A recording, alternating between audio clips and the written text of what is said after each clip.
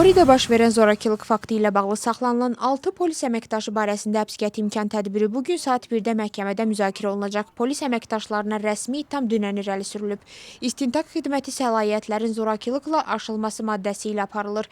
Eyni zamanda Papunal Uçulaşviliyə qarşı da polis müqavimət maddəsi ilə istintaq başladılıb. Xatırladaq ki, hüquq mühafizə orqanlarının əməkdaşları Qoridə Papunal Uçulaşvili və onun dostuna fiziki zorakılıq tətbiq ediblər. Saxlanılanlardan birinin vəkili isə videoda müvəkkilinin cinayətinin görünmədiyini bildirib. ABŞ Dövlət Departamenti nümayəndələrinin Gürcüstana səfəri fonunda hakimiyyət və müxalifət arasında qarşılıqlı ittihamlar səslənir. Gürcü arzusu hesab edir ki, ABŞ-Gürcüstan münasibətlərinin yenidən qurulması prosesində müxalifət məqsədli şəkildə əlaqələrə zərər vurur. Müxalifət isə bildirir ki, mövcud hakimiyyət şəraitində Vaşinqtonla münasibətlərin normallaşması mümkün deyil. Dövlət Departamentinin nümayəndələri hakimiyyət, müxalifət və patriarxlıq nümayəndələri ilə görüşdən sonra bugün Tbilisini tərk edəcəklər. Donald Trump bildirib ki, İranla danışıqlarda bütün kartlar ABŞ-ın əlindədir. Onun sözlərinə görə, əgər danışıqlar Vaşinqton üçün məqbul nəticə verməzsə, İrana qarşı hərbi əməliyyatlar yenidən gündəmə gələ bilər. Fox News-a müsahibəsində Trump vurğulayıb ki, ABŞ lazım gələrsə güc tətbiq etməyə hazırdır. Müəllim Giga Avalyaninin ölümü ilə bağlı işdə daha 2 nəfər saxlanılıb. Onlar zorakılıqla qrup halında hərəkətlərdə iştirak etməkdə ittiham olunurlar. İstintaqın məlumatına görə təqsirləndirilən şəxslər müxtəlif insanları saxta profillərlə görüşə çağırır, sonra isə onlara hücum edib zorakılığı kameraya çəkirdilər. Faktlarla bağlı bir neçə epizod araşdırılır.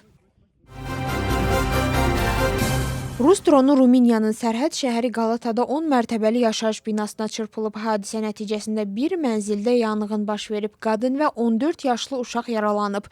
Binadan 70 nəfər təxliyə olunub. Rumıniya prezidenti bildirib ki, hadisəyə görə bütün məsuliyyət Rusiyanın üzərinə düşür və ölkə bu cür hücumların vətəndaşlarına təsir etməsinə imkan verməyəcək. İran və ABŞ arasında razılaşmanın əldə olunması ilə bağlı ziddiyyətli məlumatlar yayılıb. İran mediası bildirir ki, yekun sənəd hələ təsdiqlənməyib.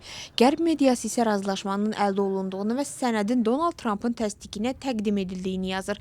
Məlumata görə 60 günlük memorandum atəşkəsin davamını və İranın nüvə proqramı ilə bağlı danışıqların başlamasını nəzərdə tutur. Macarıstanın baş naziri bildirir ki, Avropa İttifaqının dondurulmuş fondlarının açılması ilə bağlı razılaşma çox yaxındır. Onun sözlərinə görə Budapeşt və Brüssel əksər məsələlər üzrə razılığa gəliblər. Macarıstanın 31 avqustadək milyardlarla avroluq qrant və kreditləri açdırmaq üçün vaxtı var.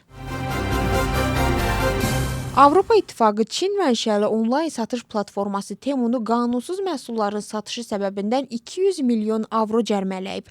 Araşdırmaya görə platformada uşaqlar üçün təhlükəli oyuncaqlar və təhlükəsizlik standartlarına uyğun olmayan enerji yükləyicilər satılıb. Şirkət qərarla razı olmadığını bildirib. Rustavidə böyük məbləğdə dələduzluqla ittiham olunan bir nəfər saxlanılıb. İstintaqa görə o sürətli ödəniş terminallarına pul əvəzinə saxta əskinaslar yerləşdirərək şirkətə 7.000 laridən çox ziyan vurub. Saxlanılan şəxsin üzərində saxta pullar maddi sübut kimi götürülüb. Gürcüstan iqtisadiyyatı aprel ayında 6,2%, ilin ilk 4 ayında isə 8,3% artıb. Milli Statistika Xidmətinin məlumatına görə artım əsasən emal sənayesi, informasiya və kommunikasiya, nəqliyyat, ticarət və maliyyə sektorları hesabında qeydə alınıb.